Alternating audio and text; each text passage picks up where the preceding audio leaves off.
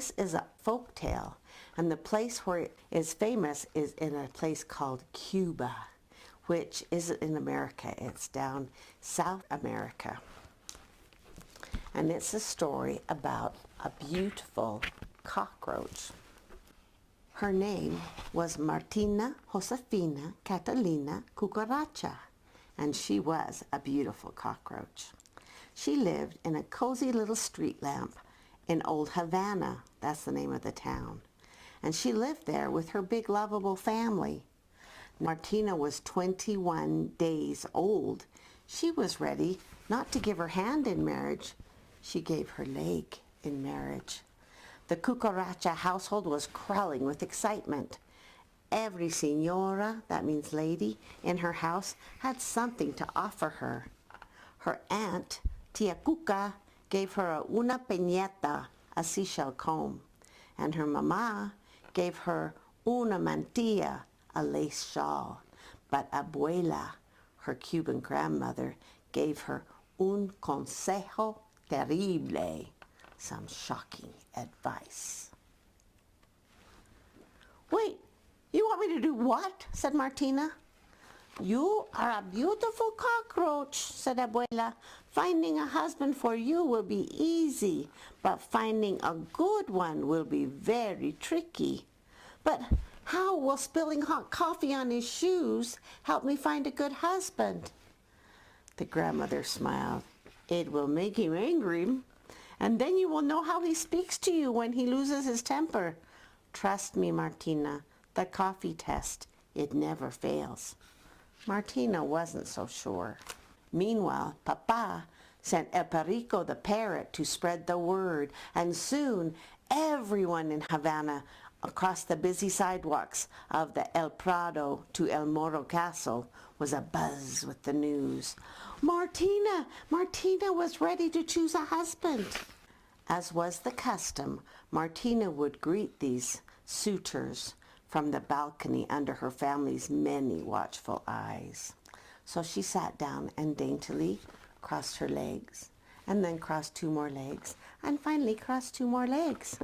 She didn't have long to wait, though. Don Gallo, the rooster, strutted up first. Martina tried not to stare at his beautifully splendid shoes. Keeping one eye on his reflection, Don Gallo greeted her with a sweeping bow. "Caramba! You really are a beautiful cockroach. I will look even more fabulous with you on my wing." With that, he leaned forward and crooned, "Martina, Josefina, Catalina, Cucaracha, beautiful muchacha, won't you be my wife?" Martina hesitated for an instant, and then she said, "Coffee, señor?" Right on cue, abuela appeared, and with a quick glance at her grandmother, Martina nervously spilled some coffee on the rooster's spotless shoes. "Oh my," she said, "I'm all feelers today." "Kiki-kari!" The rooster was furious. "You clumsy cockroach! I will teach you better manners than to spill on me when you are my wife." Martina was stunned. The coffee test had worked. "That is a most humble offer, señor," she said coolly, "but I cannot accept because you are much too cocky for me." Next came Don Cerdo, the pig. He hoofed up, and his smell curled the hairs on Martina's legs. "Oh, what an unimaginable scent," Martina wheezed. "Is that some new pig perfume?" "No, señorita, it is the sweet aroma of my pigsty. Rotten eggs, turnip peels, stinky cheese." Don Cerdo licked his chops, and then he sang, "Martina, Josefina, Catalina, Cucaracha, beautiful muchacha, won't you be my wife?" Martina had already left. She'd gone in search of the coffee. She wasted no time spilling on the pig's shoes, said Don Cerdo as he dabbed the coffee on his shoes. "What a tragedy, my poor, poor loafers!" He really is a ham, thought Martina. Calm yourself, senor. I will clean them for you. I'll say you will, he snorted. When you're my wife, there will be no end of cleaning for me. Martina rolled her eyes in disbelief. That is a charming offer, senor, but I must decline. You are much too boorish for me. That means rude. The coffee test had saved her from yet another unsuitable suitor. The pig was barely out of sight when Don Lagarto the lizard crept over the railing. His oily fingers brushed the little cockroach's lovely mantilla. Oh, you shouldn't sneak up on me like that, she said. I don't sneak, he said. I creep. And he circled Martina. For some reason, this fellow really bugged her. I've had enough creeps for today, said Martina. Adios. But I need you. Wait. The lizard fell on one scaly knee and warbled, Martina, Josefina, Catalina, Cucaracha, won't you be my wife? Martina sighed.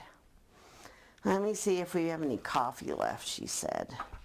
This time she wasn't taking any chances. She returned with 2 cups for the lizard. Psst, psst, he spat.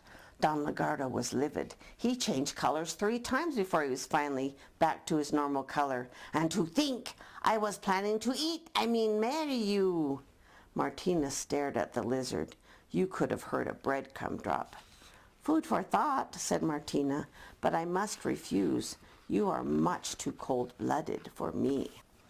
When her grandma returned to collect the day's coffee cups, Martina was still mad. I'm going inside, Abuela, she said. So soon?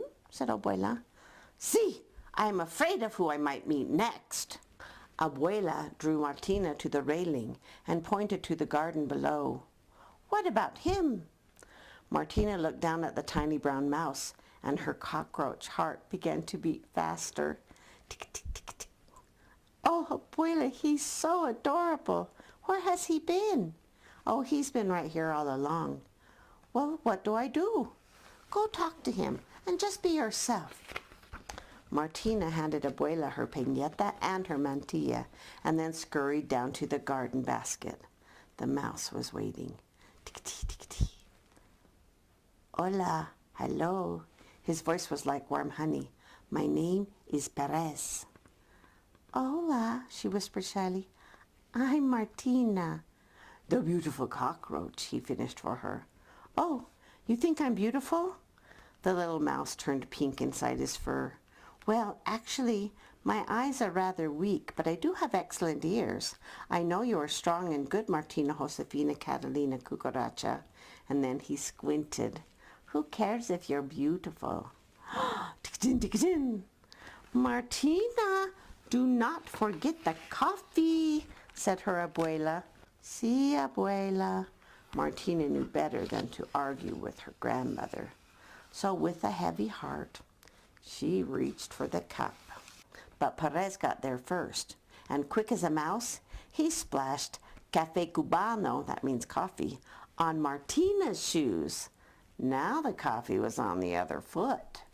But Martina was too delighted to be angry. At last she found her perfect match, but she had to ask him, how did you know about the coffee test? She said, well, mi amor, my love, I too have a Cuban grandmother.